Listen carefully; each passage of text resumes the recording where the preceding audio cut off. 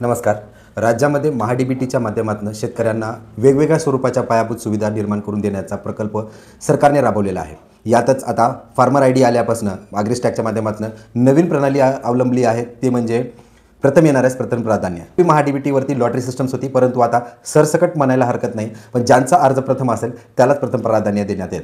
अशामुळे मागच्या 2-3 महिन्यामध्ये ॲग्रीस्टॅकच्या फार्मर आयडीच्या आधारे लाखो शेतकऱ्यांनी त्यांचा अर्ज केला आहे आणि 100% शेतकऱ्यांना त्यांची जी पुढची प्रक्रिया आहे त्या निवड प्रक्रियेमध्ये पुढच्या टप्प्यात हे पाठवण्यात आलेलं आहे. मग आज आपण व्हिडिओच्या माध्यमातून जाणून घेणार आहोत की नेमकं पुढच्या टप्प्याला आल्यानंतर काय काय कागदपत्र लागणार आहेत, कशी ती अचूक जोडायची आहेत. त्यासोबतच पूर्वसंमती आल्यानंतरही कोणकोणते कागदपत्र आहेत, कोणकोणत्या टप्प्यात कोणकोणत्या योजनेसाठी काय काय कागदपत्र लागतात त्याची माहिती थोडक्यात घेणार आहोत.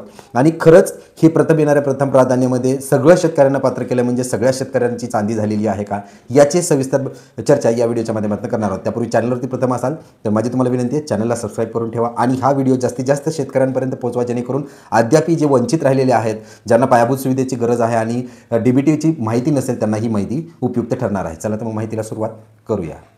मित्रो, महाडीबीटी पोर्टल मागच्या 3-4 वर्षापासून राज्य सरकारनं एकत्र वेगवेगळ्या कृषी यांत्रिकीकरण असेल, सिंचन सुविधा असतील, बी बियाणं असेल किंवा हॉर्टिकल्चर ज्याला आपण म्हणतो फळबाग लागवड, याला सगळ्यांना एकाच छत्रीखाली आणण्याचा प्रयत्न करण्यात आलेला आहे. आता ॲग्रीस्टॅकच्या मार्फत जी काही नोंदणी केली जाते त्यामुळं होतं का, सातबाऱ्याची गरज लागत नाही आहे किंवा तुम्हाला आज आठ जोडायची गरज नाही आहे. तुमच्या जमिनीचा तपशील ऑटोमॅटिकली त्या ठिकाणी घेतला जातो. त्यामध्ये तुम्हाला तुमच्या जातीची श्रेणी, अपंगत्व आहात का ते आणि बँकेचं पासबुक इतकंच काय ते जोडणं आहे. आता लाखो शेतकऱ्यांनी अर्ज केला होता वेगवेगळ्या घटकांसाठी, म्हणजेच कोणी कृषी यांत्रिकीकरणामधनं केला असेल किंवा सिंचन सुविधामधनं ठिबक, तुषार किंवा शेततळ्यासाठी केला असेल. या सगळ्या शेतकऱ्यांची मेसेजेस आलेले आहेत की 10 दिवसाच्या आत तुम्हाला कागदपत्राची पूर्तता करणं आहे. तर पहिल्या टप्प्यामध्ये कोणकोणते कागदपत्र लागतात ते आपण पाहूया. जर कृषी यांत्रिकीकरणामध्ये कुठल्या अवजारासाठी तुम्ही अर्ज केला असाल तर तुम्हाला त्याच्यामध्ये त्याचं कोटेशन देणं गरजेचं आहे. समजा तुम्ही ट्रॅक्टर किंवा रोटावेटर किंवा कल्टिवेटरसाठी अर्ज केला आहे, तुम्हाला त्याचं कोटेशन देणं गरजेचं आहे. त्यासोबतच तुम्हाला त्याचं टेस्ट रिपोर्ट ही जोडणं गरजेचं आहे. आता हे कोटेशन्स तुम्हाला नामांकित कंपनीचे ISI मार्क असलेल्या कंपनीचे जोडणं गरजेचं आहे. त्यासोबत टेस्ट रिपोर्ट येतो. आता बहुतांश शेतकऱ्यांना अडचण हीच येते की घरच्या घरी म्हणा किंवा घरी कम्प्युटरवरती टेस्ट रिपोर्ट जोडण्यास अडचण येते. तर टेस्ट रिपोर्ट असतो 6 MB 7 MBचा आणि त्या ठिकाणी फक्त केवळ 500 KBच्या आतलीच जी काही फाईल आहे ती अपलोड करण्यात येते. तर त्यासाठी करायचं काय की पहिल्याचे 4-5-6 पेजेस आणि शेवटचे 4-5 पेजेस ते सिग्नेचर असलेलं पान खूप महत्त्वाचं आहे. ते पान तुम्ही घेणं गरजेचं आहे. आणि ते शेवटीवरून मागचा लास्ट वन या नंबरचा तो पान असू शकतं.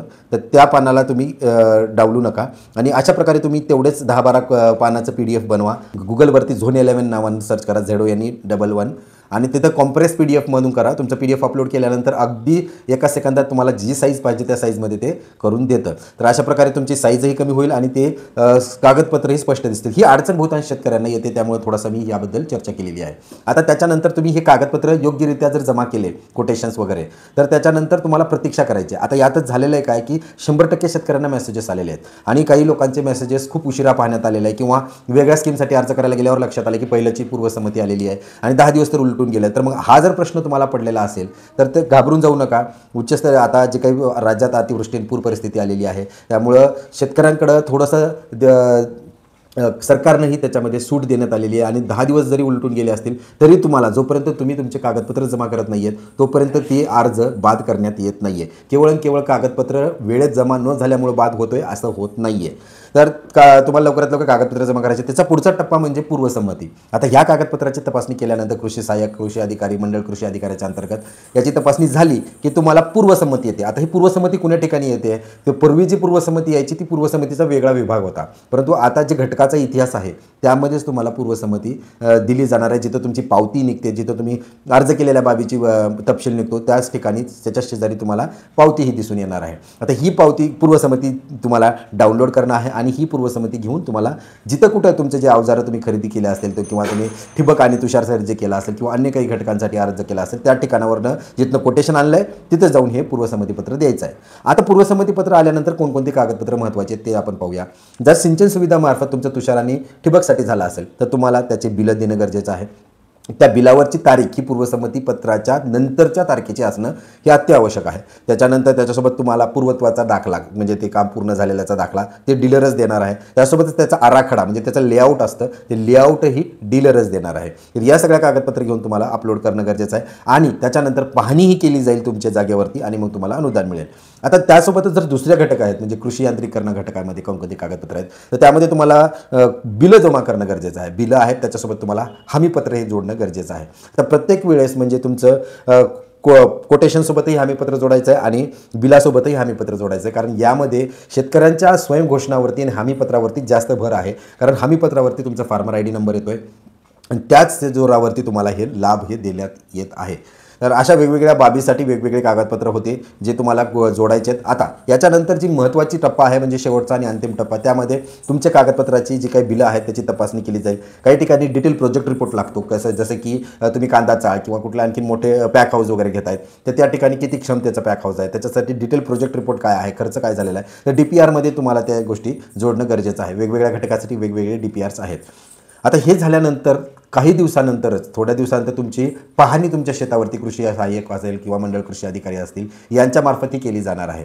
आणि ही पाहणी केल्यानंतर अवघ्या 10 ते 15 दिवसात तुम्हाला त्याचं सँक्शनचं जे आहे ते स्टेटस हे अपलोड केलं जाईल. आणि येणाऱ्या काळामध्ये जसंही सरकारचं बजेट असणार आहे तुमच्या खात्यावरती जी काही अनुदानाची रक्कम आहे ती जमा होणार आहे. आता कोणत्या विभागाला किती रक्कम आहे, किती अनुदान आहे, तर सरासरी सांगायचं झालं तर 60% ते 70% इतकं अनुदान तुम्हाला दिलं जातं. यामध्ये अनुदानाची संख्यावारी कृषी यांत्रिकरणासाठी वेगळी आहे. जर तुम्ही ट्रॅक्टर ट्रॉली घेताय तर याला काही 50-60% अनुदान नाही मिळत. एक लमसम 1.5 लाखाचं अनुदान तुम्हाला ट्रॅक्टरवरती दिलं जातं. बाकी कृषी अवजारे आहेत त्यांना 50 ते 60% अनुदान दिलं जातं. त्यासोबतच सिंचन सुविधामध्ये जे ठिबक आणि तुषार आहेत त्यांना जास्त अनुदान दिलं जातं, पण पोखरापेक्षाही कमीच अनुदान यांना देण्यात आलेलं आहे.